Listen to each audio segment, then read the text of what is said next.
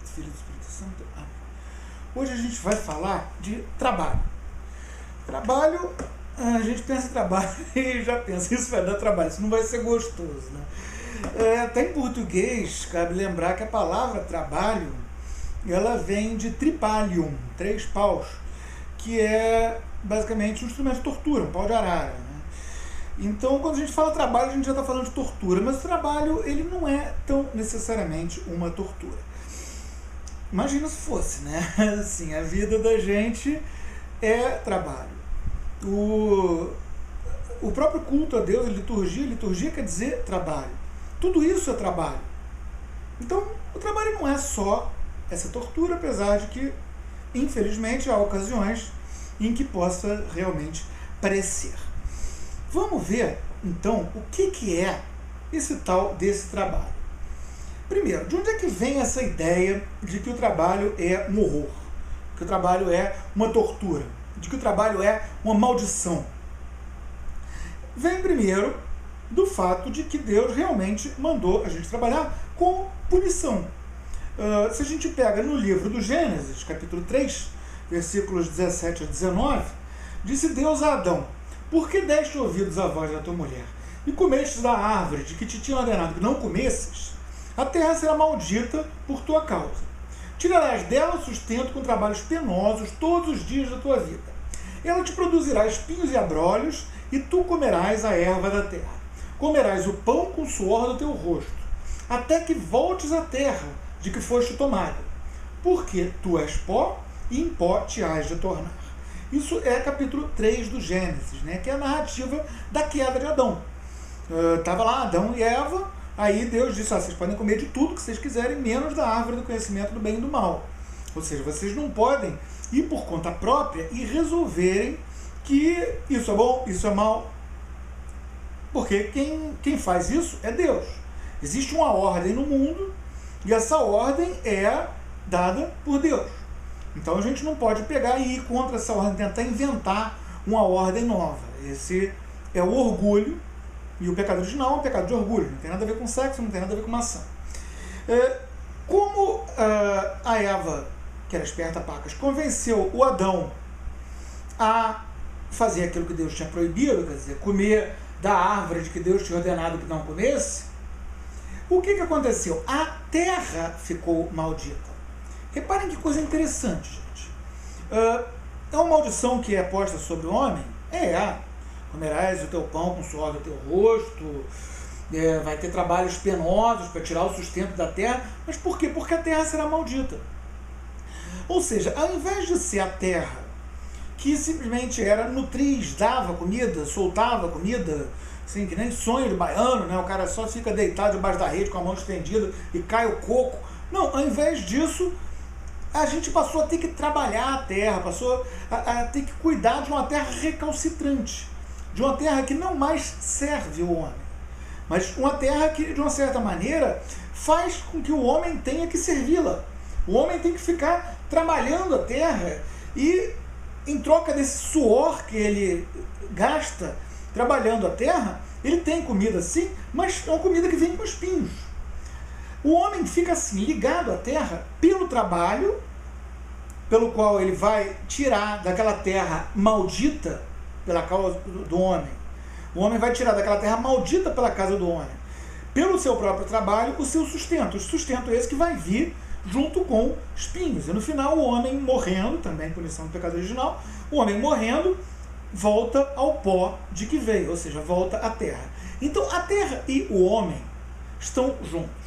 Quando a gente fala de trabalho dentro da visão do mundo cristã, trabalho e terra tem tudo a ver. Então a gente pensa sempre no trabalho da terra como o trabalho por definição.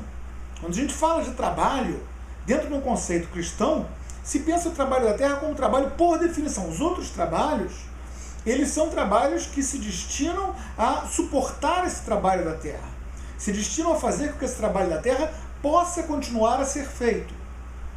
Então, esse trabalho em que o homem, de repente, se vê quase que um servo da terra, ele é uma maldição.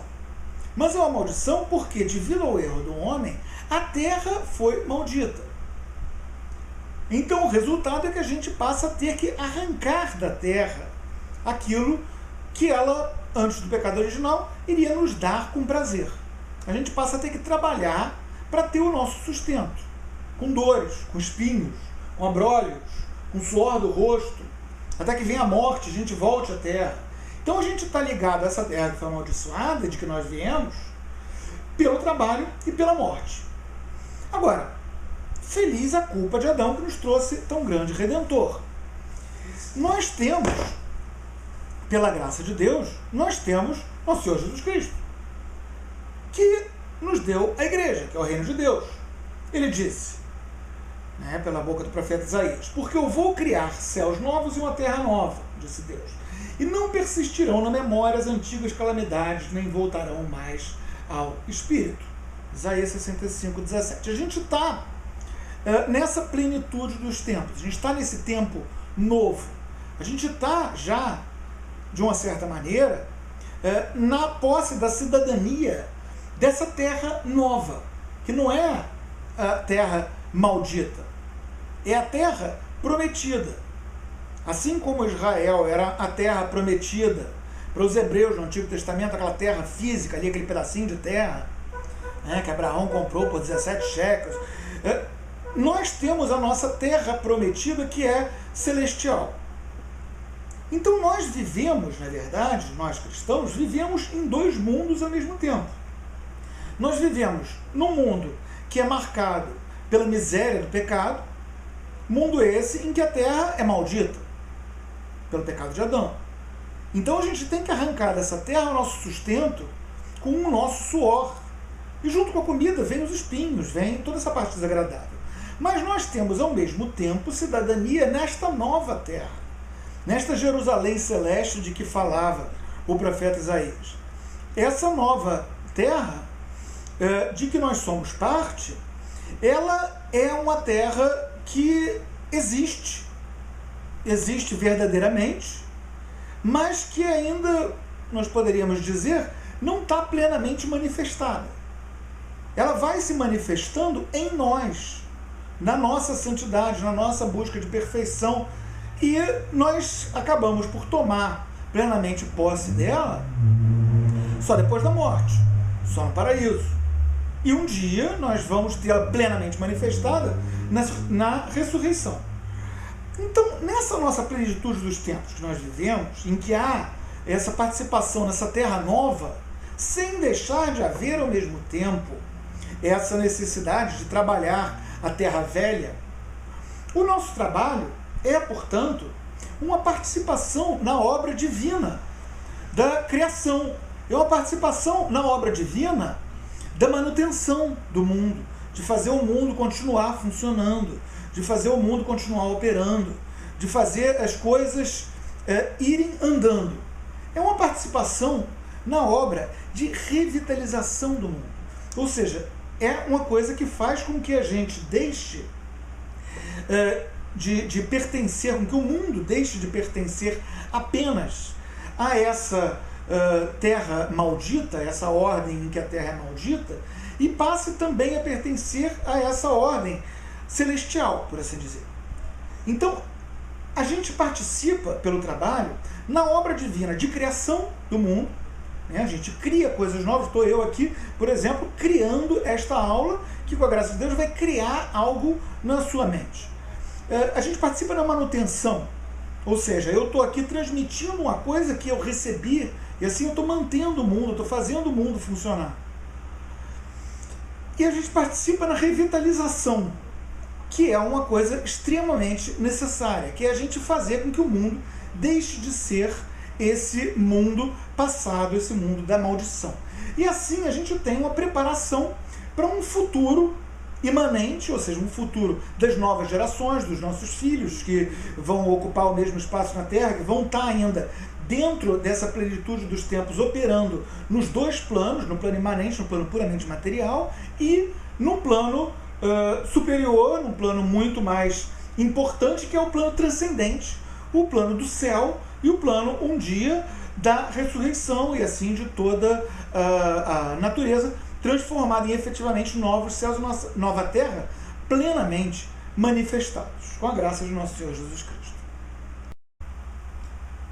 Portanto, continuando, o que é o trabalho?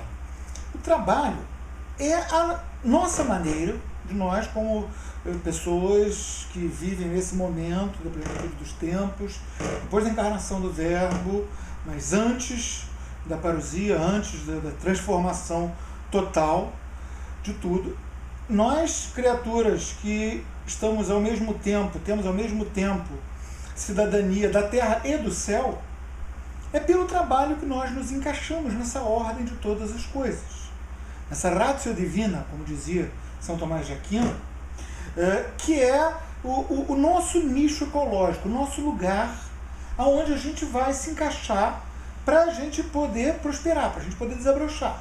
Se você vê, por exemplo, a noção de um nicho ecológico, mesmo em ecologia, biologia, né?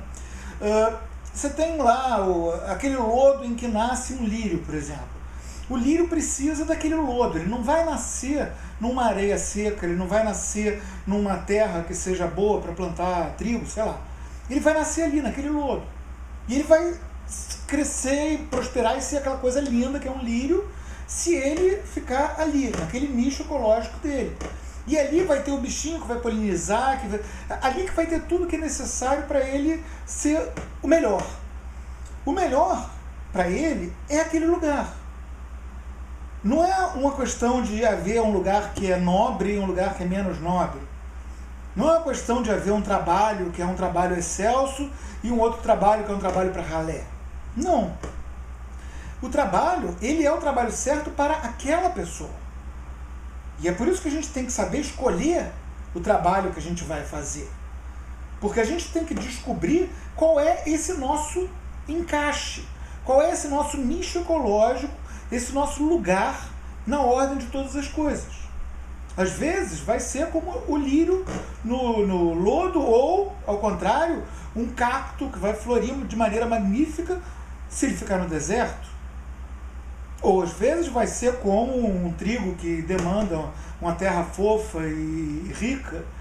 Ou seja, a gente vai procurar esse nosso nicho ecológico. A gente vai procurar, na hora de procurar o trabalho, na hora de tentar escolher qual é o nosso trabalho, a gente vai tentar descobrir o que a gente é chamado a fazer, aonde que a gente vai se encaixar. Porque na verdade é uma coisa só. O que a gente vai fazer? A gente vai fazer uma coisa em um lugar. A gente vai desempenhar uma determinada função, né, em um lugar. Eu digo, por exemplo, a pessoa vai ser um comerciante. O lugar dela vai ser o mercado, não o supermercado. Né? Esse ambiente de trocas que não é o lugar do trabalho, por exemplo, do professor. Então, a gente vai trabalhar em algum lugar. A gente é chamado a algum lugar, a alguma atividade. Isso é a nossa vocação. Então a gente deve procurar discernir essa nossa vocação.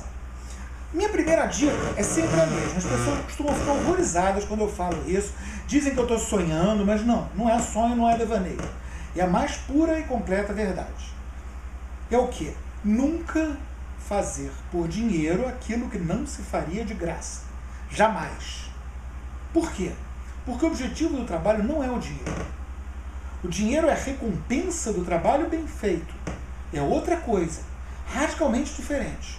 O objetivo do trabalho é a gente cumprir a nossa parte, a gente cumprir o nosso dever de contribuir nessa criação, nessa manutenção, nessa restauração, nessa edificação do mundo, da sociedade e de nós mesmos. Então a gente trabalha para o mundo, para a sociedade, para nós mesmos, para Deus. É para isso que a gente trabalha. A gente não trabalha para o dinheiro.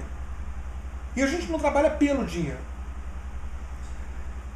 Vou explicar de uma maneira um pouco mais, digamos, prática. Há profissões que demandam que a pessoa faça uma determinada coisa que para ela pode ser neutra ou agradável. E para outra pode ser extremamente desagradável. Por exemplo, uma pessoa que seja muito cuidadosa, muito conscienciosa, que tenha mania de limpeza, para ela é uma coisa no mínimo neutra e frequentemente agradável ela arrumar, organizar, cuidar das coisas, deixar tudo limpinho, brilhando. Já para uma pessoa que por temperamento não liga muito para esse tipo de coisa, é uma violência contra ela mesma, ela tem que ficar se forçando a procurar manchinhas e coisas assim. Ela nunca iria ficar procurando manchinhas de graça, por vontade própria. Então ela não deve procurar um trabalho que dependa dela ficar procurando manchinhas. Do mesmo modo, uma pessoa odeia falar em público. Ela não deve nunca ser, por exemplo, professora. Ela não deve nunca buscar um trabalho em que ela vá, por dinheiro, ser forçada a fazer aquilo que ela não faria de graça. Já por outro lado, a pessoa tem aquele talento, a pessoa gosta de fazer aquilo. Ela já faz aquilo de graça, coisa que a gente vê muito hoje em dia, né, nesse momento do pós-modernidade, está mudando tudo, as coisas estão muito mais fluidas, então todo o mercado de trabalho se rearranja, todo mundo precisa, de repente, ter essa capacidade de se encaixar em todo o mercado de trabalho, não só se encaixar numa empresa, porque não existe mais essa coisa de estabilidade que existia antigamente, fazer concurso do Banco do Brasil, esse tipo de coisa do século passado, isso não existe mais. E existe o concurso, mas vai ser cada vez mais uma roubada. Uma pessoa que entrar hoje num concurso público, a chance dela morrer recebendo aposentadoria é ínfima. Não vai durar tanto. É um esquema de pirâmide que está acabando, por exemplo. Então a gente tem que saber jogar nas ondas, a gente tem que conseguir cavar o nosso nicho, achar o nosso cantinho para a gente contribuir nessa edificação do mundo, da sociedade e nossa própria edificação, como a gente vai ver. Para assim a gente conseguir fazer render aquilo que Deus nos deu. E aí entra, voltando para a Sagrada Escritura, a parábola dos talentos. É uma parábola muito interessante que nos deu até essa própria expressão, talento. A gente fala, é uma pessoa talentosa. Esse cara tem talento para escrever, esse cara tem talento para cantar, esse cara tem talento para fazer música, esse cara tem talento para vendas, esse cara tem talentos aos montes. Mas talento, na verdade, é uma medida de peso. Então, quando Nosso Senhor fala na parábola de talentos, ele está falando de dinheiro, de muito dinheiro. É uma parábola em que um senhor, um mestre, um dono, né, um grande coronel, por dizer, ele dá para os empregados dele tomarem conta algumas fortunas e vai viajar e fica sem contato com eles e depois vai cobrar o que vocês fizeram com essa fortuna. Eu vou ler essa parábola para vocês. Mas para vocês terem uma ideia, um talento são 80 libras de ouro. Valores de hoje, né, de terceiro trimestre de 2015, 5 milhões e 300 mil reais. 5 milhões e 300 mil reais. Cada talento desses que a gente encontra nessa parábola no Evangelho segundo São Mateus, capítulo 25, versículos 14 a 30. Porque, diz o Senhor, o dia do juízo será como um homem, que ausentando-se para longe chamou seus servos e lhes entregou seus bens. E deu a um 5 talentos. 5 vezes 5 milhões e 300 mil reais. Dinheiro é dessa. E a outro 2. 10 milhões e 600 mil reais. E a outro 1. 5 milhões e 300 mil reais. A cada um segundo a sua capacidade. E partiu imediatamente. Ou seja, ele chegou, botou aquilo na mão deles e pirulitou-se. O que tinha recebido 5 talentos foi e negociou com eles. Aqueles 28 milhões de reais, o cara foi lá e ganhou outros 5. Transformou os 28 milhões de reais em 56 milhões de reais. Da mesma sorte, o que tinha recebido 2, quer dizer, o que estava com 10 milhões e 600, ganhou outros 2. Ficou com 21 milhões e 200. Mas o que tinha recebido um só, indo, cavou na terra e escondeu o dinheiro do seu senhor. E muito tempo depois voltou o senhor daqueles servos e chamou-os a contas. E aproximando-se o que tinha recebido 5 talentos, apresentou-lhe outros 5, dizendo, Senhor, tu entregaste-me 5 talentos, eis outros 5 mais que lucrei. Seu senhor disse-lhe, está bem, servo bom e fiel, já que foste fiel em poucas coisas, dar-te-ei a intendência de muitas. entra no gozo do teu senhor. Apresentou-se também o que tinha recebido 2 talentos e disse: Senhor, tu entregaste-me 2 talentos, e eis que lucrei outros 2. Seu senhor disse: Está bem, servo bom e fiel. Já que foste fiel em poucas coisas, dar-te-ei a intendência de muitas. Entra no gozo do teu senhor. E apresentando-se também o que tinha recebido 1 só talento, disse: Senhor, sei que és um homem austero, que colhes onde não semeaste e recolhes onde não espalhaste. E com receio fui esconder o teu talento na terra. Eis o que é teu.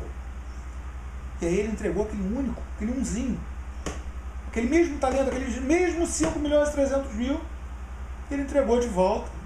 Só aquilo, sujo de terra. Então respondeu seu senhor, disse-lhe: servo mau e preguiçoso, sabias que eu colho onde não semeei e que recolho onde não espalhei. Devias, pois, dar meu dinheiro aos banqueiros, e a minha volta eu teria recebido certamente com juro, que era meu. Tirai-lhe, pois, o talento, e dai-o ao que tem 10 talentos. Porque a todo que tem, dar-se-lhe-á, e terá em abundância. Mas ao que não tem, tirar-se-lhe-á até o que parece ter. E ao servo inútil, lançai-o nas trevas exteriores. Ali haverá pranto e ranger de dentes. Ou seja, mandou o cara para os cantos. Basicamente, por quê? Porque ele deu a cada um na medida da capacidade. Aquele cara não tinha uma capacidade tão grande, ele recebeu uma quantia menor. Mas ele não quis sequer arriscar, ele ficou com medo. Ele não quis fazer aquilo crescer, o dever dele era fazer aquilo crescer. Porque ele deixar aquilo enterrado significa na prática, isso qualquer pessoa que estude economia pode dizer, significa na prática empobrecer a sociedade. Porque uma poupança que não é aplicada, como seria se ele tivesse posto no banco, porque aí o banco teria aplicado, eu não sei aplicar. Poxa, eu vou botar no banco porque aí o banqueiro vai aplicar. 10 devias, pois, dar meu dinheiro aos banqueiros. E a minha volta eu teria recebido certamente com juro que era meu. Poxa, eu não sei, eu vou botar na mão de alguém que saiba. Mas não, nem isso o cara fez. O que ele fez? Ele enterrou.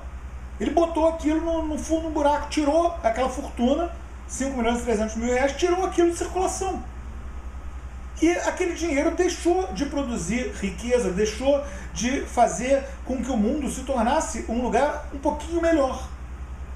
Deixou de fazer com que a sociedade tivesse com que respirar, com que pudesse ter uma mocinha, ter um vestido novo, todas essas pequenas coisas que vêm justamente do funcionamento da economia dentro da qual o nosso trabalho se insere. Então, essa parábola dos talentos, ela é muito interessante porque ela nos mostra justamente o que são esses presentes que Deus nos dá, que Nosso Senhor identifica ali com esses pesos de ouro, que são os nossos talentos, as nossas capacidades. Tanto que a gente conflui hoje, a gente chama de talento aquilo que é uma capacidade que nos é dada por Deus.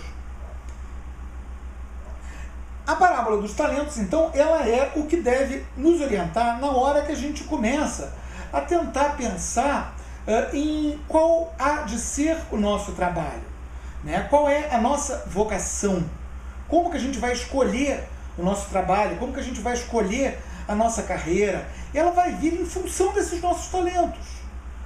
Não adianta nada eu querer, sei lá, ser o maior comerciante do mundo. Eu não tenho talento nenhum para o comércio. Eu vou morrer de fome, eu vou ser um fracasso. Agora, eu posso e devo tentar ser um bom professor, porque Deus me deu algum talento para entender as coisas e explicar. Então, é um talento que eu tenho que identificar e trabalhar nele. Já para outra pessoa é o contrário. O meu compadre querido, por exemplo, o cara é um vendedor maravilhoso. Ele vende seguros, assim, eu acho isso incrível. Basicamente, você vender seguro, você chegar para alguém e dizer, olha, você quer apostar que você vai se dar mal? Se você não se der mal, aí você vai pagar um dinheirão. Se você se der mal, você vai ganhar dinheiro. É um troço absurdo, não tem a menor lógica, mas o cara ganha vida vendendo seguros. É fantástico, o cara é um gênio. Eu não tenho essa capacidade dele. Ele tem esse talento. Então ele tem que pegar e investir nisso, tá certo. Então a gente tem que identificar esses nossos talentos. A gente tem que conseguir discernir em nós esses dons que Deus nos deu, esses presentes que Deus nos deu, que vão servir para que a gente consiga fazer de 5 talentos 10, de 2 talentos 4. Lembrando-se sempre que isso é uma medida de peso. Ou seja, não é que Deus nos deu 2 talentos separados, né? O talento de cantar e o talento de dançar. Não. É a questão de que Deus nos deu uma determinada potência que a gente tem que desenvolver e que a gente tem que se levar ao máximo. Por exemplo, um músico, Deus dá o talento da música. Agora, se esse cara não pegar e sentar o traseiro dele e ficar lá 8 horas por dia estudando o instrumento dele, ele nunca vai ser um grande instrumentista. Por quê? Porque ele vai estar enterrando aquele talento. Ele tem que fazer aquilo crescer, fazer aquilo multiplicar. Agora, como que a gente vai encontrar, como é que a gente vai identificar esses talentos que Deus nos deu? A primeira coisa óbvia é pelos nossos interesses. Ou seja, Deus nos dá aquilo e Ele nos dá também a dica daquilo. Aquela coisa que a gente ama, aquela coisa que a gente busca, aquela coisa que nos interessa, ela em geral nos aponta para esse nosso talento. Às vezes ela pode apontar de uma maneira um pouco lateral. Por exemplo, meu caso, eu, molequinho ainda, de 13 anos de idade, eu era fascinado por mecanismos. E eu adorava andar de bicicleta. O que eu comecei a fazer com 13 anos de idade? Eu comecei a desmontar a bicicleta, montar de novo. Daqui a pouco eu estava consertando bicicleta para os amigos, estava ganhando um dinheirinho com isso. A partir dos 13 anos de idade eu estava fazendo bicicletas, eu comprava as peças, montava, vendia para os amigos.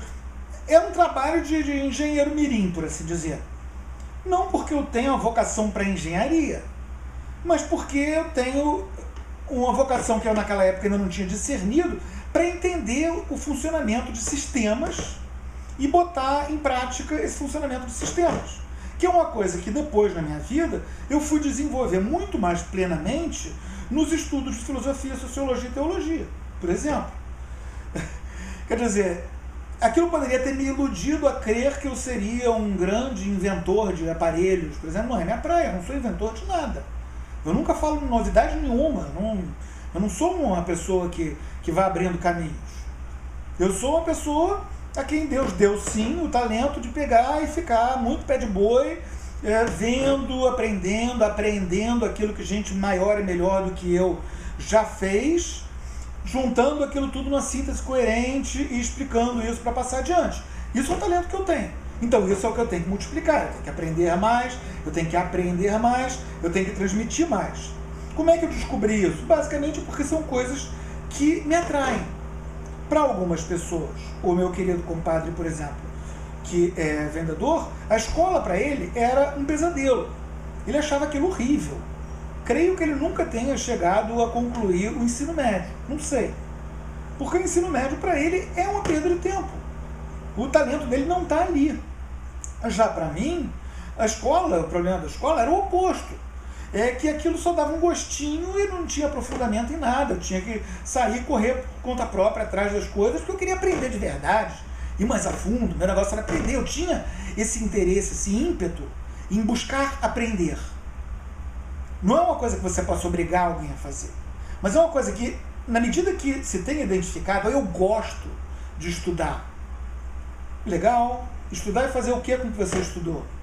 Estudar e aplicar isso como? Estudar o quê? Então a gente vai a partir daí, a partir dessas coisas que nos interessam, dessas coisas que a gente busca, dessas coisas que a gente ama, a gente vai começar a identificar dentre elas as coisas que a gente consegue fazer bem. Por exemplo, uma moça que o sonho dela é ser, sei lá, nutricionista, porque a prima dela é nutricionista, ela gosta muito da prima. Mas ela acaba percebendo que as amigas dela vão sempre procurá-la quando elas estão tristes, desiludidas, e ela consegue ajudar as amigas a passar por crises, por exemplo. Isso é uma coisa que pode apontar a essa moça que ela está certa quando ela quer ser, digamos, mãe nutriz. Ela identificou, sim, uma coisa que ela busca e que ela ama, que é alimentar, de uma certa maneira, as pessoas. Mas, porém, contudo, entretanto, no entanto, todavia, o que ela faz bem, o que ela alimenta bem, não é a barriga dos outros, é a alma dos outros. Ela ouve bem. Ela consegue entender aquilo, ela consegue dizer a palavra certa na hora certa. Será que não seria melhor para ela procurar algo ligado à psicologia, procurar algo ligado à pedagogia? Ou até simplesmente, e aí isso vai vir em função de outras dicas também, ela se dedicar à maternidade, que é um privilégio que a mulher tem. A mulher pode, ao contrário do homem, a mulher pode se dedicar em tempo integral à maternidade quando ela tem realmente essa vocação, é uma coisa maravilhosa. Ela não é obrigada, ela tem todo o direito do mundo de se dedicar a um trabalho exterior. Mas ela, ao contrário do homem, ela não é obrigada a isso. O homem é obrigado. O homem tem que comer o pão que suor do seu rosto. A mulher, ela tem o direito de exigir que o homem supra que ela coma. Então, é hora de aproveitar o privilégio, meninas. Se for o caso, é hora de aproveitar o privilégio. Mas é hora de discernir. O que é isso? O que eu quero? Qual é esse trabalho que eu quero? Qual é esse trabalho de que eu preciso? Qual é esse trabalho que vai ser o meu nicho ecológico no qual eu vou poder desabrochar? Qual é, e aí é o ponto, essa coisa que eu não consigo deixar de fazer? Qual é a coisa que eu não consigo deixar de fazer? Eu sou chato. Eu sou um chato do tipo didático. Você pergunta para mim, por que está fazendo tanto calor? Eu vou me lembrar das aulas de meteorologia que eu tive na escola de aviação, eu vou começar a falar de sistemas de pressão barométrica e patati, patatá, pereré, pão duro, fazer uma gigantesca explicação de por que está fazendo 30 graus na região serrana hoje. Primeiro dia da primavera, de 2015. É uma coisa que está em mim. Eu não consigo deixar de ser esse chato didático. É insuportável, é divertido para você que está aí agora vendo um videozinho na tela do computador. Agora, imagina a pobre da minha mulher quando ela vai me perguntar por que esse negócio está aqui em cima do sofá. É muito chato, mas é uma coisa que eu não consigo deixar de fazer. Como é uma coisa que eu não consigo deixar de fazer, está aí uma bela dica. É uma vocação, garotão. É uma coisa que Deus me chamou para fazer, é a minha maneira de eu ser plenamente e perfeitamente aquele que Deus criou para que eu fosse dentro dessa ordem que Deus criou de todo mundo. Ou seja, eu vou estar no meu nicho ecológico sendo um chato didático. Eu vou desabrochar, eu vou dar o melhor de mim, eu vou ajudar ao máximo o mundo, as outras pessoas, a mim mesmo, e assim prestar homenagem à maior glória de Deus. Eu vou fazer isso de maneira tão mais perfeita quanto mais perfeitamente eu esteja dentro desse nicho ecológico para chatos explicadores de coisas. Então, sendo um chato didático, eu estou sendo aquilo que Deus me chamou a ser. Eu estou exercendo a minha vocação. Agora, a gente tem que multiplicar esses talentos que Deus nos dá. Isso acontece de várias maneiras. A primeira delas, e a mais evidente, é o estudo. A gente tem que estudar. Como assim? Simples. A gente pega, por exemplo, um exemplo que eu já dei, o músico. O cara tem um talento incrível, tem um ouvido perfeito, tem um senso ritmo incrível, tem sacações mirabolantes. Esse cara, ele tá lá assoviando, tocando na caixinha de fósforos. O que ele está fazendo? Ele está enterrando o talento dele. Agora, ele vai aprender a solfejar, ele vai aprender a tocar vários instrumentos, ele vai estudar harmonia, ele vai se tornar um bom instrumentista, arranjador, compositor. O que ele está fazendo? Ele está aprofundando, pelo estudo, aprofundando essa capacidade dele, ampliando essa capacidade dele, porque ele vai estar compreendendo aquilo que ele está fazendo. O estudo serve para isso. O estudo, ele não é uma coisa, como muita gente pensa, que serve simplesmente para dar uma permissão. Tem gente que pensa, não, eu vou fazer a faculdade de psicologia porque aí eu ganho um canudo que diz que eu vou ser psicólogo, e aí eu penduro esse canudo na parede e eu começo a falar qualquer bobagem para as pessoas. Aí o cara vai para a faculdade de filosofia, vê que os professores são completamente loucos e diz, não, desisto, não vou fazer isso, não vou me dedicar a fazer bolos, vender bolos, porque isso aqui não dá para ganhar. Não é por aí. Ele vai estudar para ele compreender o que é essa atividade. Não é para ele ganhar um diploma. Ele vai estudar para ele entender o que é essa psicologia que ele quer fazer. entender quais são as escolas, entender da melhor maneira possível as diversas visões que juntas podem fazer, como naquela fábula do elefante, né? Com que a gente perceba essa realidade que é a psique humana.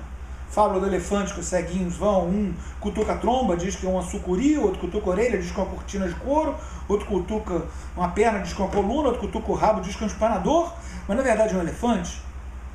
Ninguém tem a visão de conjunto, nem Freud, nem Jung, ninguém tem a visão de conjunto. Então o psicólogo vai estudar esse pessoal todo para ele ter uma compreensão dessa atividade, de quais são os meios de que ela dispõe, quais são os fins que ela almeja, ele passar a dominar como ferramenta própria aquela herança de todos os praticantes anteriores.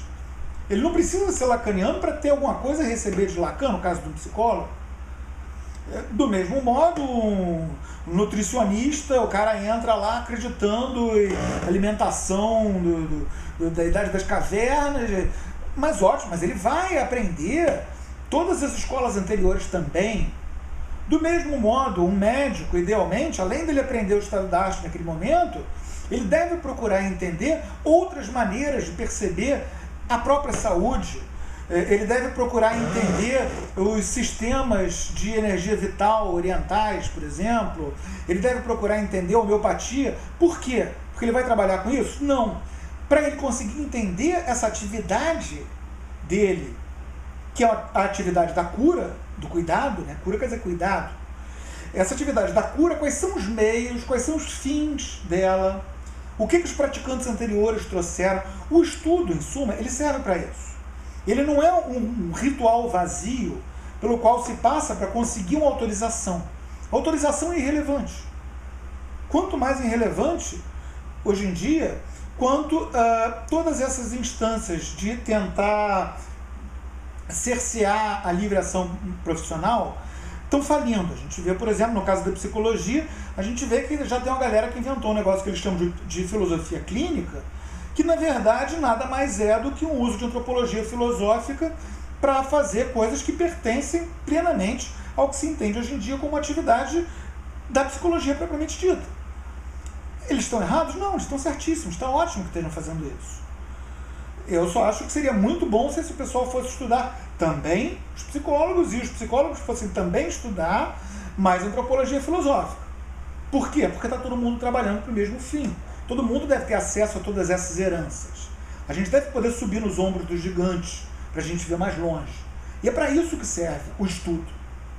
A gente vai gravar dia desses uma outra aula sobre como estudar. Mas lembre-se, o que é estudar? É se aprofundar na compreensão daquela atividade, daquele campo de conhecimento, entender os meios de que ele dispõe, entender os fins a que ele almeja e principalmente dominar e receber como posse própria, como coisa de que a gente tem o usufruto, a herança de todas as gerações de praticantes anteriores daquela arte. Além do estudo, há também o treino.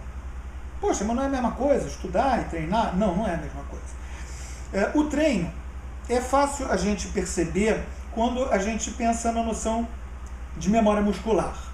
Eu não sei você, eu sempre me dediquei às artes marciais, aos esportes, então eu acabei desenvolvendo bem essa coisa da memória muscular. Pessoas que dançam também a sério entendem bem do que eu estou falando, mas todo mundo tem essa memória muscular. É dela que o meu avô estava falando, quando assim que eu tirei a carteira de habilitação, ele me disse, olha, você está sabendo como faz. Daqui a uns 3 ou 5 anos dirigindo todo dia, você vai estar sabendo dirigir. Eu na hora não gostei, né? 18 anos de idade, não gosto de ver essas coisas. Mas ele tinha toda a razão. Por quê? Porque a memória muscular, ela demanda dezenas de milhares de repetições. Para eu pegar e conseguir fazer os movimentos necessários, fazer uma escala, numa flauta, por exemplo, eu precisei passar muitos anos fazendo esse movimento. Até hoje esse meu dedo aqui não estica completamente, porque eu passei minha adolescência com ele encolhido fazendo isso. Por exemplo, criando memória muscular.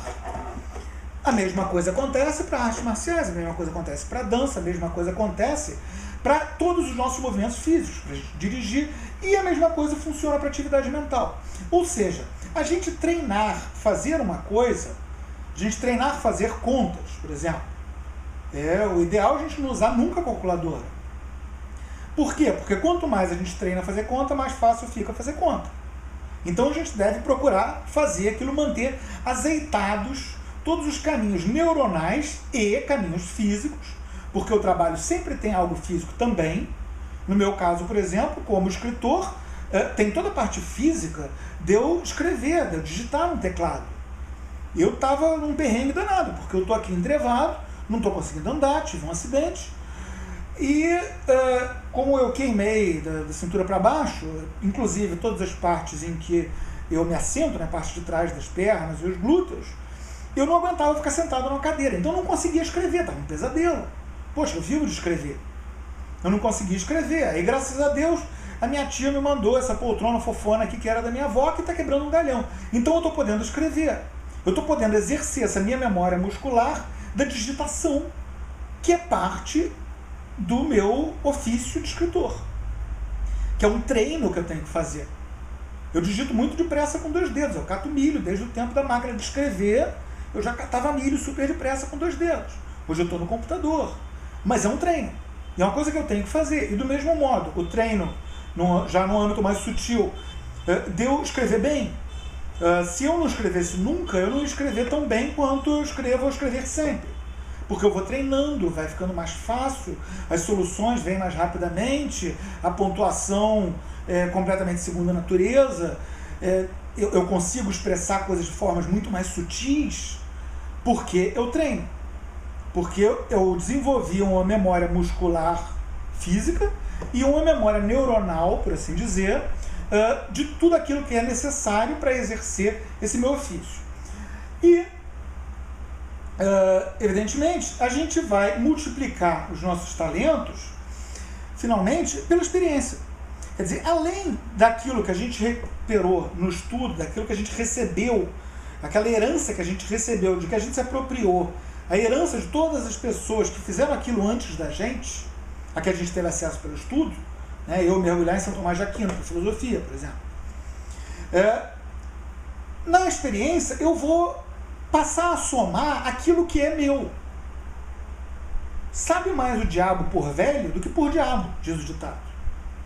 Por eu ter passado por várias situações, por exemplo, como escritor, eu ter me expressado mal, eu ter sido mal entendido, hoje eu não vou me expressar erradamente daquela maneira.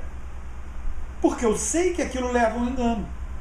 Por eu ter dado aquela mesma aula para muitas e muitas pessoas, eu sei qual é a armadilha em que eu posso vir a cair.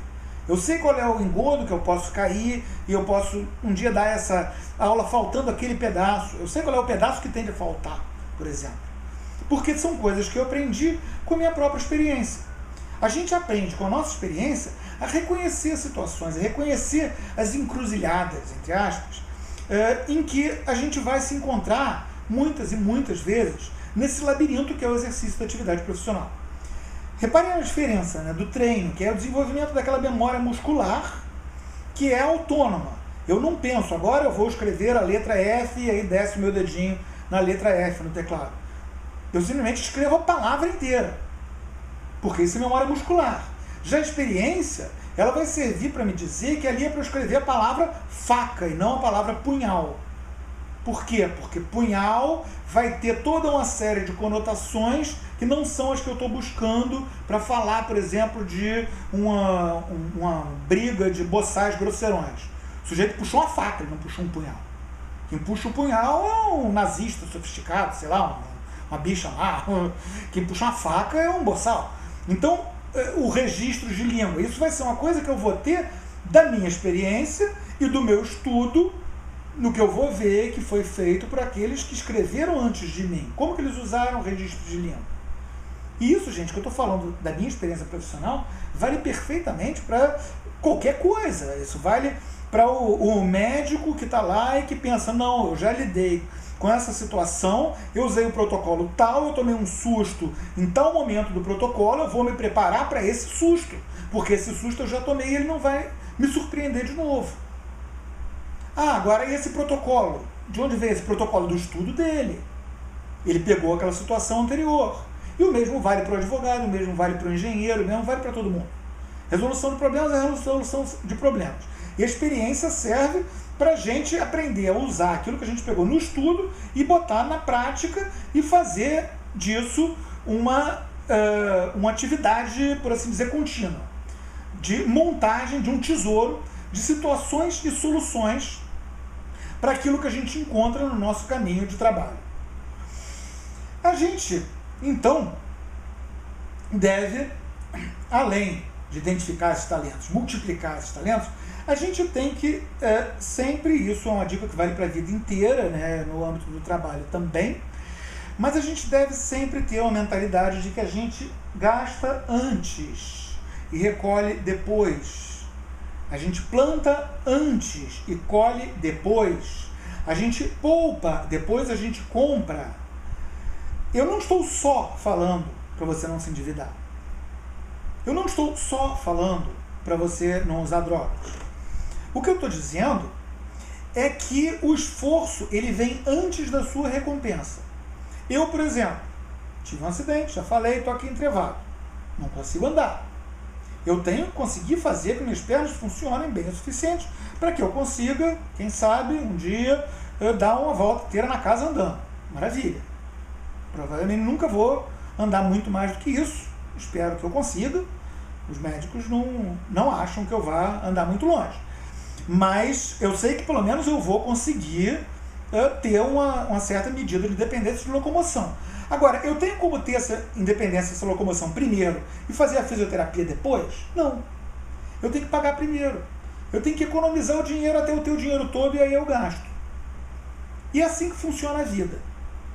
A gente está numa situação social em que a gente ficou muito mal acostumado com essa ideia do crédito, que a gente pega e vai na loja, se apropria de um bem e fica endividado, pagando aquilo ao longo de anos. Isso é um absurdo. Isso é o oposto da natureza. Isso é uma coisa que pode ter que acontecer em alguns casos, mas tem que ser exceção. Então nós devemos sempre pensar que nós temos que investir antes de receber. Então eu gosto de música, eu tenho talento para música, eu descobri isso, legal, vou passar 8 horas por dia fazendo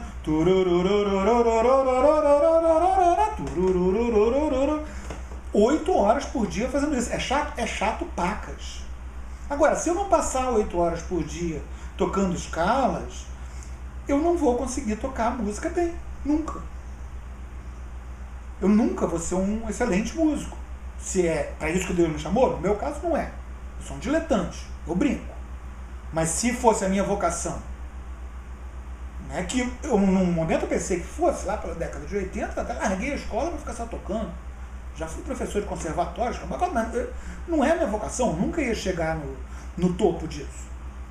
Mas se eu não tivesse ficado fazendo lá as minhas escalas, eu nunca conseguiria ter sequer o prazer, que é para mim hoje, não é uma profissão, é um prazer apenas, de tocar. Eu não teria isso, não me pertenceria. Então a gente deve sempre procurar gastar o nosso tempo, gastar o nosso esforço previamente. A gente deve ter sempre em mente que a recompensa vai vir muito depois. A recompensa vem muito depois do trabalho. Tudo que a gente faz para o amanhã, não para o agora. Eu estou gravando essa aula aqui para você, por exemplo. Você está aí, sentado, ouvindo esse chato falar, prestando atenção no que eu estou dizendo, gastando um tempo que você poderia perfeitamente estar pensando na morte da bezerra tomando uma cerveja. Por que você está se chateando ouvindo esse careca falar? Porque isso pode te ajudar no futuro. Do mesmo modo, por que eu estou falando isso? Porque é o meu trabalho. Você está assistindo essa aula de graça. Mas será que o fato de você estar assistindo essa aula de graça não vai fazer, por exemplo, com que você vá se interessar por comprar um livro meu depois? Pode ser. Eu estou gastando agora e depois eu posso ter uma recompensa. O que eu não posso é querer ter recompensa sem gastar primeiro. Isso não existe. Cartão de crédito é uma ilusão. Isso não existe. A gente precisa, então, botar esses nossos talentos para trabalhar, botar eles em prática, como os servos bons e fiéis, não como o servo preguiçoso. Porque a gente tem que reconhecer que esses talentos, eles pertencem a Deus.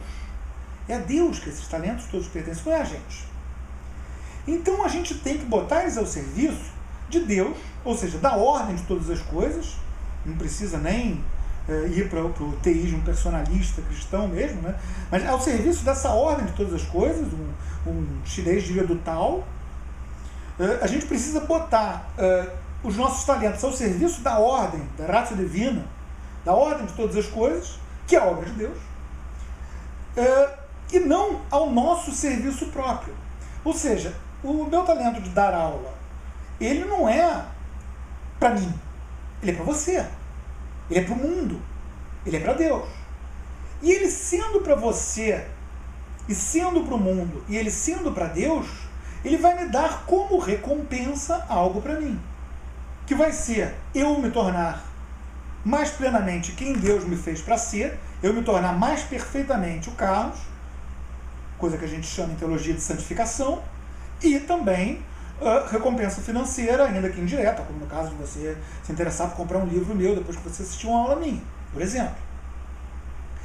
A gente não pode, portanto, enterrar esses talentos. A gente tem que multiplicar esses talentos, porque eles não são nossos. A gente não tem o direito de enterrar. Se fosse o nosso, a gente poderia enterrar, mas não. Deus não deu aquilo para a gente se locupletar com aquilo, ou para a gente ficar com medo daquilo, como é o caso do servo preguiçoso. Deus deu aquilo para a gente multiplicar aquilo. E ele não deu pouca porcaria, não. O cara que recebeu menos recebeu 5.300.000 reais. Não é pouca coisa. Ele tinha que multiplicar aquilo e botar na poupança. Como assim botar na poupança? Levar aquilo adiante. Ah, eu tenho uma capacidade, eu sou um cara cuidadoso, que é muito bom com as mãos, é muito forte, mas não tem imaginação nenhuma. Poxa, eu posso vir a ser um excelente pedreiro se eu tiver um bom mestre de obras. Então eu vou me colocar debaixo desse mestre e eu vou me tornar um grande pedreiro debaixo desse mestre de obras. Eu vou ser aquele pedreiro em que ele confia, aquele pedreiro que é sempre o primeiro a ser chamado, aquele pedreiro que faz o serviço mais perfeito. Eu vou estar colocando esse meu talento nas mãos de alguém que vai saber fazer o uso dele, ao invés de eu tentar ser um mestre de obras. Tem em administração uma brincadeira muito verdadeira, que é o princípio de Peter, né, que diz que a pessoa é sempre promovida até a medida da incompetência. O sujeito entra trabalhando num determinado negócio, ele faz aquela função de entrada, ele faz aquilo tão bem que ele é promovido, passa a exercer uma outra função. Aí aquela outra função ele se dá muito bem naquilo. E ele faz aquilo tão bem que ele ganha uma outra promoção e passa a exercer uma terceira função. Naquela terceira função ele manda muito, ele arrebenta, show de bola. Aí ele é promovido para outra função e ele não tem o menor talento para aquela outra função. Então naquela função ele vai ficar trabalhando pessimamente, mediocremente, e ele nunca vai sair dela. Vai continuar nela pelo resto da vida, sendo uma pessoa frustrada e impedindo alguém que saberia fazer aquele trabalho bem de fazer o trabalho no lugar dele. Esse é o princípio de Peter. E é uma realidade. É o que acontece quando o sujeito não tem a percepção de que às vezes vale a pena entregar para os banqueiros. Ou seja, vale a pena colocar aquele seu talento a serviço de alguém que possa aproveitar esse talento. Ao invés de ficar dando murro na parede, dando a cara na parede, murro em ponta de faca, né, tentando fazer aquela coisa prosperar por conta própria, quando a pessoa não tem talento para fazer aquilo prosperar, mas tem um talento que, sendo aproveitado por outrem, poderia ajudar e muito ao próximo, à sociedade, à ordem de todas as coisas e nisso a ele mesmo. Agora, como que a gente vai trabalhar? Qual deve ser a nossa mentalidade? A gente já viu como é que a gente vai procurar esse trabalho, como é que a gente vai achar esse nosso nicho ecológico, né? A partir das coisas que a gente não consegue deixar de fazer, que a gente tem que fazer, e coisas essas que a gente vai estudar, que a gente vai se aprofundar, que a gente vai ir mais fundo, pegar a experiência dos outros, treinar, e aí a gente chegou num ponto em que a gente finalmente vai botar aquilo em prática. Como que a gente vai trabalhar? Primeiro, a gente vai trabalhar habitualmente. Por quê? Porque o trabalho é uma coisa que a gente faz sempre. O trabalho é parte da vida da gente. Trabalho não é uma coisa que a gente vai fazer uma vez na vida, outra na morte. Ah, não, eu vou pegar e trabalhar que nem um maníaco para juntar dinheiro para depois eu passar 2 anos só de boa. Não. Você não entendeu o que é trabalhar. E o que você está chamando de viver de boas, a não ser que você esteja, sei lá, se enterrando na cachaça só, alguma besteira do gênero, muito provavelmente é o que você deveria estar fazendo em troca de dinheiro. O que você não conseguiu ainda foi entender como ganhar dinheiro com aquilo. Então você está se violentando, fazendo uma coisa que não é um trabalho para você, que não é a sua vocação, só para você poder bancar a sua vocação, que você chama de ficar de boas. O trabalho é aquilo que a gente faz habitualmente. Então você deve sempre ter isso em mente. O trabalho é habitual. O trabalho é uma coisa de que você vai sentir falta se você não fizer. Lembra, as coisas que a gente não pode deixar de fazer, a gente não consegue deixar de fazer. O trabalho é uma delas. Ele tem que ser uma delas. Ele tem que ser uma rotina de conforto pra gente. Uma coisa que a gente chega e diz, agora eu estou em casa, eu estou fazendo aquilo que eu gosto de fazer. Mesmo quando é um trabalho que não tem rotina. Né? Um trabalho de um plantão, por exemplo, policial, um plantão médico. Poxa, às vezes você chega, você passa 24 horas sem fazer rigorosamente nada. Às vezes você chega, são 24 horas de loucura, não tem tempo nem de respirar direito. Mas a própria ausência de rotina não deixa de ser uma rotina reconfortante. Então o trabalho ele deve ser isso, ele deve ser essa coisa que a gente espera, essa coisa que é habitual, essa coisa que faz parte de como nós vivemos. Porque ele é sempre, isso é uma coisa que a gente deve ter em mente, para que a gente consiga criar em si esse hábito do trabalho, ele é sempre uma condução, ele é sempre levar algo a algum lugar. O professor leva conhecimento para a cabecinha dos alunos. Um burocrata leva papéis de um guichê para uma outra repartição. Ele pega o papel, lê, transforma em outro, carimba. Um comerciante, ele leva a mercadoria para a pessoa que estava procurando aquela mercadoria. Poxa, eu preciso comprar um mouse novo para o meu computador. Eu vou na loja, o comerciante vai levar a mim aquele mouse de que eu estava precisando. E o cara que fez o mouse estava precisando de alguém que comprasse. Quer dizer, ele vai conduzir isso. O policial, ele vai levar a justiça a uma pessoa que se percebe como um predador na sociedade. Ou seja, o trabalho é sempre conduzir algo a algum lugar. E isso é uma coisa que só pode ser feita habitualmente. Como qualquer mecânico de ar-condicionados pode dizer, se a gente não liga nunca o ar-condicionado do carro, todos os condutos ressecam e racham. A gente tem que ligar mesmo no inverno, tem que ligar o ar-condicionado do carro de vez em quando. Porque senão a gente estraga, a gente não vai conseguir mais fazer aquilo funcionar. Isso funciona no trabalho. A gente nunca pode parar de trabalhar. A gente tem que estar sempre trabalhando. A gente tem que estar sempre fazendo aquela coisa que Deus botou a gente no mundo para fazer. Agora, como que a gente vai ganhar dinheiro com aquela coisa? Isso a gente vai ter que pensar. Mas é com aquela coisa que Deus botou a gente no mundo para ganhar dinheiro. A gente não pode tentar fazer por dinheiro uma coisa que a gente não faria de graça. Isso é loucura. A gente tentar fazer por dinheiro o que a gente não faria de graça é uma maneira de se violentar. Porque o trabalho é uma coisa que a gente tem que fazer carinhosamente. Porque ele não é nosso inimigo, muito pelo contrário. Ele é a expressão de nós mesmos. Ele é a obra pela qual nós nos encaixamos na obra da criação. Então, eu trabalhar significa eu ser perfeitamente eu mesmo. Eu me expressar, eu me encaixar na criação, eu me botar no meu devido lugar, que pode ser aí nessa telinha que você está me vendo. Não mereço mais do que isso. É a maneira de eu reverter aquela maldição da terra.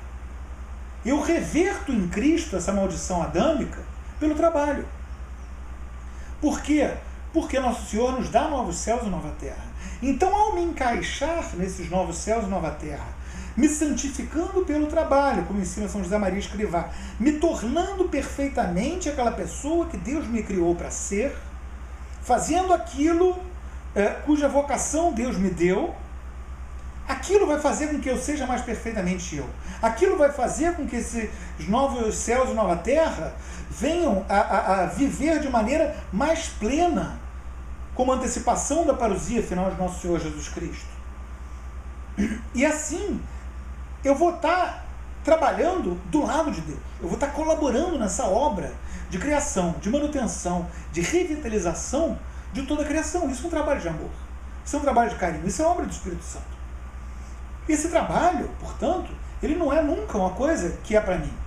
Ele é sempre para os outros. E nos outros, ele é para Deus. Eu vou sempre trabalhar para os outros. Aqui eu estou trabalhando para você. Você é meu aluno, eu estou trabalhando para você. O médico, ele está trabalhando para o paciente. O policial, ele é um servidor da vítima. O mercador, ele está trabalhando para o produtor, ele está trabalhando para o comprador. O trabalho, ele é esse trabalho de levar algo, essa obra de levar algo a alguém que está precisando desse algo. Então você está fazendo um favor a essa pessoa. Você está ajudando essa pessoa. Isso é trabalhar. Qual é o algo que você leva? Só você pode descobrir. Eu estou dando as dicas. Eu não posso dizer, faça isso, faça aquilo. Estude. Vai que você não tem esse talento. Vai que você, como o meu compadre, é um magnífico vendedor que não tem a menor paciência para sentar e ficar virando páginas de livro. Ao contrário de mim. Eu não tenho talento nenhum para vendas. Eu vou tentar vender cerveja gelada na saída do deserto, eu morro de fome. Quer dizer, você que vai conseguir identificar o que é que você é chamado a fazer. Eu estou dando as dicas. O trabalho, então. A gente tem que também fazer o trabalho em oração. Ah, mas peraí, como assim em oração? Oração, gente, é a respiração da alma. A alma da gente respira quando a gente ora. A alma da gente respira quando a gente está rezando. E a gente não tem como trabalhar segurando a respiração. É na entrega a Deus que se faz na oração que a gente vai conseguir se encaixar nessa ordem das coisas. É pedindo a Deus que Deus nos ilumine no nosso trabalho, que Deus prepare as nossas mãos para a guerra, os nossos dedos para a batalha, que a gente vai conseguir se encaixar perfeitamente nesse nosso nicho. Quem vai nos encaixar é Deus, é a parábola do semeador, né? Algumas sementes caem na terra seca, outras caem nas pedras, outras caem na estrada e uma cai na terra fértil. Gente, quem é que bota a gente na terra fértil é Deus.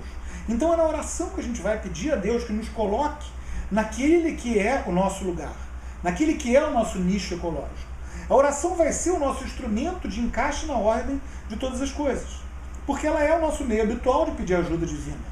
Claro, com recurso aos sacramentos, claro, com recurso à intercessão dos anjos e dos santos. É na oração que a gente vai conseguir encontrar o nosso lugar. Eu não estou falando de dizer, meu Deus, me ilumina, faz aparecer um sinal de qual é a faculdade que eu tenho que fazer. Não. Esse discernimento é seu. Deus te deu um cérebro para você usar para isso. O que você vai pedir a Deus é que Deus ilumine o seu discernimento. Não é para Deus fazer o seu trabalho. Você ser um preguiçoso que não precisa nem tomar tempo de olhar o mundo em volta, olhar para si mesmo, ver quem você é. Não. Você tem que se descobrir. Uma vida que não é examinada não vale a pena ser vivida. Você tem que se examinar. Você tem que descobrir quem você é. Você tem que descobrir o que você é chamado a fazer. Você tem que descobrir qual é o seu nicho. Você tem que pensar o que é isso que você não consegue deixar de fazer, que é o seu trabalho. E a partir daí você vê como que você vai fazer disso o seu meio de colaboração na sociedade, portanto, como recompensa de subsistência. Porque você vai trabalhar, na verdade, é para a maior glória de Deus. O dinheiro, como a gente falou no começo, ele é a recompensa do trabalho. A gente não vai trabalhar sem o dinheiro, é um dos 4 crimes que bradam aos céus por vingança, negar um trabalhador sua justa paga. Então, do mesmo jeito que a gente não vai negar a um empregado nosso, a gente não vai cair na besteira de se botar numa situação em que vão negar a nossa justa paga. Acaba acontecendo. Eu mesmo já dei aula na escola, que fiquei dando aula de graça, a escola foi à falência, ficar com pena dos alunos. Sempre acaba acontecendo, mas não é uma coisa que a gente deve buscar. Mas porque a gente trabalha para a maior glória de Deus, mas a gente também trabalha, isso é muito importante, para a nossa família. A gente trabalha, não é como algumas pessoas erroneamente pensam, que a família serve para o cara ter descanso para ele trabalhar mais. Não, isso é absurdo, é o contrário. O trabalho serve à família. O trabalho serve para a gente ter tempo para a família. Ou seja, eu vou utilizar o meu trabalho para eu ganhar mais dinheiro para eu poder trabalhar menos tempo e ficar mais tempo com a minha família. Para eu poder manter a minha família em uma situação decente. Para eu poder aprender o valor das coisas que realmente importam. Por exemplo, vale muito, muito, muito mais eu poder, todos os dias, sentar na mesa na hora do almoço e almoçar com os meus filhos, né? Eu ter esse tempo livre para ir para casa, eu morar perto o suficiente do trabalho, se eu trabalhar longe de casa, para eu ter tempo de eu ir para casa e sentar e almoçar com a minha mulher e com os meus filhos. Isso vale muito mais, muito, muito, muito mais do que eu trocar de carro de telefone celular. Assim, não tem nem comparação. Porque o meu trabalho não é para comprar carro, não é para comprar telefone celular, não é para comprar roupa de grife, não é para eu aparecer. Não. O meu trabalho é para fazer a minha família ser tudo aquilo que Deus chamou a minha família a ser. Pessoas santas, pessoas maravilhosas, pessoas que crescem, pessoas que colaboram na sociedade, pessoas que buscam o bem do próximo, pessoas que buscam se aprimorar, se tornar pessoas ainda melhores. Pessoinhas, aqueles meus filhos, que eu vou ensinar a eles, aquela minha descendência, como participar do mundo. E o trabalho vai ser um meio de ensinar como participar do mundo. Vocês viram aqui no comecinho dessa aula, né? Em que eu fazendo sinais, era minha filha do lado de fora da janela me avisando que tinha chegado aqui uma nutricionista, eu estou em tratamento domiciliar, né? A nutricionista estava me esperando lá na sala. Aí ela foi, escreveu no caderno, chegou a médica. Aí eu pausei e fui lá, atendi a moça, depois voltei para completar essa aula. Por que a minha filha teve esse respeito pelo meu trabalho? Dela não enfiar a cara na frente da câmera e dizer, ei, tem alguém aí? Porque eu ensinei para ela me vendo trabalhar, eu ensinei para ela a importância do trabalho. Eu ensinei para ela que o trabalho é uma coisa que eu faço com amor. E isso ela vai levar para o trabalho dela. Ela vai fazer o trabalho dela com amor. Eu estou passando para as próximas gerações aquilo que eu tive a graça de aprender. Do mesmo modo, eu vou completar o trabalho da minha esposa, e minha esposa no trabalho dela vai completar o meu. Aquilo que ela faz com os meios que eu dou a ela, e aquilo que eu faço com os meios que ela me dá. O meu trabalho ele vai ser para a minha família. Não é a minha família que é para o meu trabalho. Nem a minha família é para o meu status, nem o meu trabalho é para o meu status. Não. O meu trabalho ele é subordinado à minha família. Porque o meu trabalho é a minha maneira de me encaixar no mundo. Mas eu não sou um ser solitário. Eu faço parte da minha família. Eu me encaixo no mundo como um homem de família, como um pai de família. Eu sou um ser familiar. Eu, quando eu era novo, eu era um filho de família e me encaixava no mundo como filho de família. Então, eu, no meu trabalho, eu me encaixava como filho. Eu não tinha, por exemplo, a necessidade de ganhar dinheiro suficiente para sustentar toda uma família, porque eu não era pai de família, eu era filho de família. Então, o meu dinheiro era para poupar a minha família, tirar um pouco do peso das costas da minha família. O dinheirinho que eu ganhava com 13, 14 anos de idade trabalhando. Agora, hoje eu sou um pai de família, então o dinheiro que eu ganho é para sustentar a minha família. A prioridade são eles. A prioridade não sou eu, o meu status ou qualquer besteira do gênero. O meu carro, eu tenho o mesmo carro desde sempre. Meu carro tem a idade da minha mulher. Eu não vou trocar de carro. Não faz o menor sentido, ele funciona. Por que eu vou trocar de carro? A gente deve, então, procurar perceber a nossa família como esse nosso elemento pelo qual a gente se encaixa na sociedade. E assim a gente consegue achar esse nosso nicho ecológico de maneira mais perfeita. Porque o nosso trabalho é o nosso encaixe no nosso nicho ecológico, não como indivíduo apenas, mas como ser que faz parte de uma família, como pai de família, como mãe de família, como filho de uma família. Agora, isso quer dizer que a gente deve ficar trabalhando que nem um louco o tempo todo? Não. Também há, e é muito importante, a hora de parar de trabalhar. Tem hora para tudo. Eu costumo dizer que está nas instruções dos fabricantes, né? A gente tem que descansar um dia em 7, senão pifa. Nos domingos a gente não pode trabalhar. Isso é muito importante. A gente tem que guardar domingos e dias santos de guarda. É uma obra que Deus nos dá, que é uma coisa muito bonita quando a gente para pensar. Por quê? Porque nos é proibido fazer trabalhos servis. Reparem, não é que seja proibido fazer trabalho em troca de dinheiro. Eu, por exemplo, eu sou escritor, eu posso perfeitamente escrever domingo inteirinho, se eu quiser. Mas eu não posso lavar o carro. Eu não posso consertar um instrumento musical. Eu não posso, sei lá, varrer a sala. Eu não posso fazer trabalhos servis. Por quê? Porque esses trabalhos ditos servis são trabalhos de participação nessa obra de reconstrução do mundo.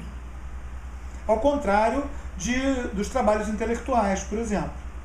Eles são trabalhos de construção, dessa obra de reconstrução do mundo. São trabalhos de manutenção. São trabalhos que colocam a gente ao serviço do mundo, por assim dizer.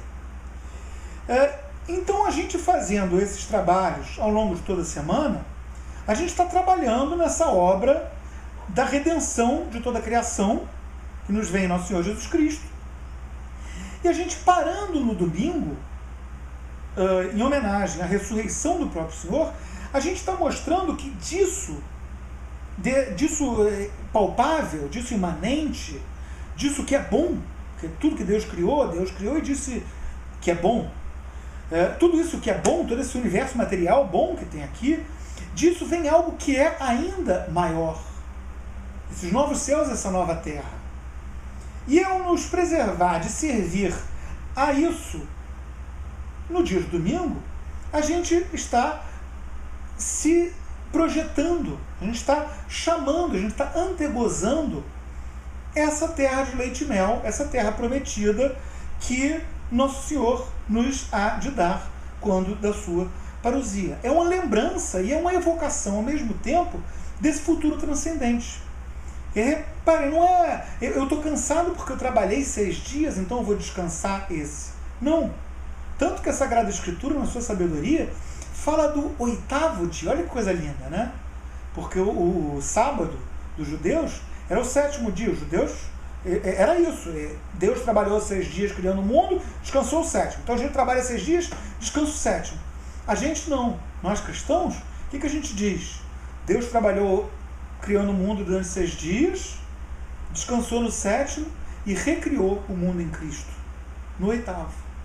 E no 8º, a gente sai do mundo e se une ao Cristo, deixando de lado esses trabalhos servis de manutenção da ordem das coisas, para a gente poder se unir plenamente a Deus na oração, no amor da nossa família, na apreciação do belo. O domingo é um dia perfeito para sair de manhã, ir na missa, ir passear num parque, num lugar bonito, a família inteira estar junta, conversar, saber como foi, os bons momentos, os maus momentos daquela semana tão atribulada, a hora do marido e da mulher estarem de mãos dadas, juntos, conversando, olhando no olho, vendo as crianças brincar. Isso tudo são coisas que a gente faz no domingo. São coisas pelas quais a gente lembra e a gente evoca esse futuro transcendente da nova terra e dos novos céus. Do mesmo modo, a gente também não deve trabalhar em coisas que são erradas, como trabalhos, entre aspas, que são imorais, roubar as pessoas, por exemplo. E aí isso inclui, infelizmente, hoje em dia, do jeito que a coisa está, né? Isso inclui muitas coisas que são perfeitamente legais, do ponto de vista da legislação. Há serviços, coisas de serviço público, por exemplo, que eu não faria de modo algum. Algumas carreiras de serviço público que ficam aplicando leis iníquas, que cobram impostos extorsivos, não deixam as pessoas trabalharem. São coisas que são erradas, são moralmente erradas.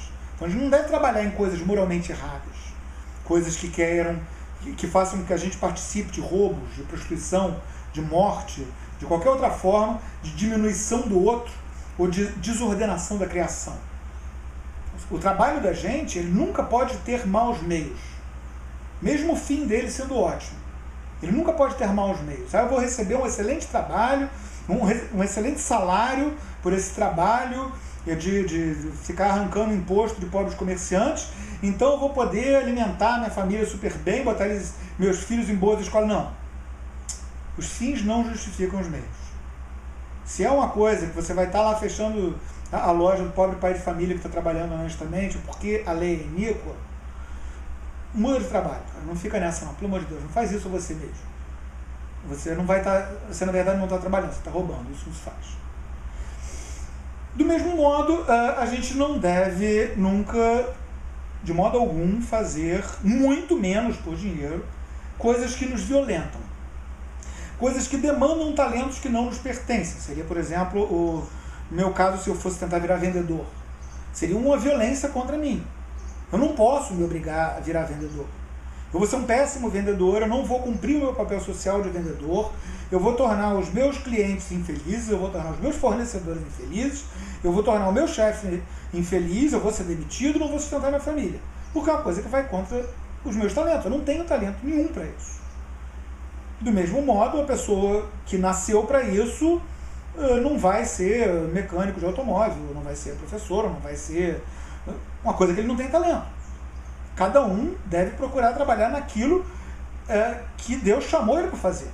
A gente não pode fazer por dinheiro uma coisa que nos violenta, uma coisa que nega ou que sufoca um talento que a gente realmente tem, né? Quer dizer, se eu tenho talento para fazer tal coisa, eu fazer um trabalho que me proíbe de exercer esse talento, seria uma violência contra mim mesmo. Isso acontece. Eu não posso me violentar dessa maneira.